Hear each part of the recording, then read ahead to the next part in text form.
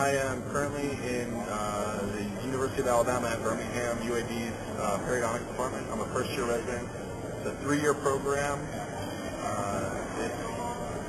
Periodontics is involved in gum surgeries, bone grafting, tissue grafting, and implant placement. It's a great field. It's a booming field. There's a lot going new in it, and I'm really excited about everything that's going on in it. I'm a perio dork, so I love it.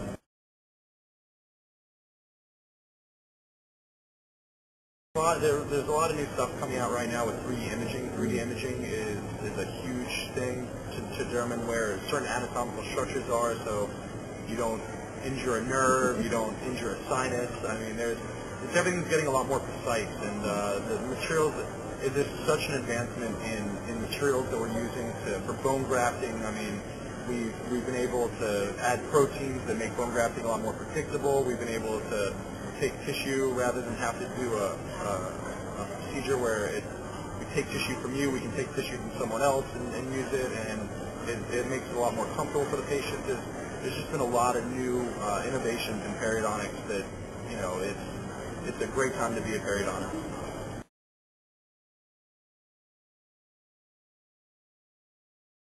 I've always thought about academia, and I'm definitely going to be doing academia. I'd like to start out 4 days a week private practice, 1 day a week in academia, and then move on to maybe 10, 15 years down the road, do 3 days a week in private with 2 days academia, and then slowly start to transition into more academia than private. And someday, hopefully, in my 50s or 60s, be strictly academia and be working as maybe a head of a program at some point, and we'll see. There's options.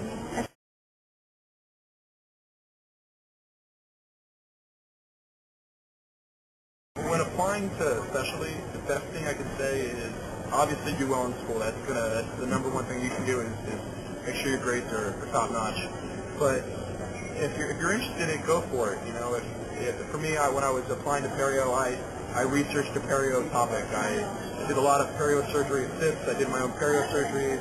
Anything that was related to perio, I got involved in. And that's not just perio, it's endo, it's oral surgery. If you're interested in something, you got to make it look like you want to do it. And you got to take whatever steps are necessary to make it show that you're willing to take that extra step to really become that field, not just, do it every now and then. You got to love what you do. And I think that's what a lot of the program directors look for is the ability to love what you do and be really fired up about it.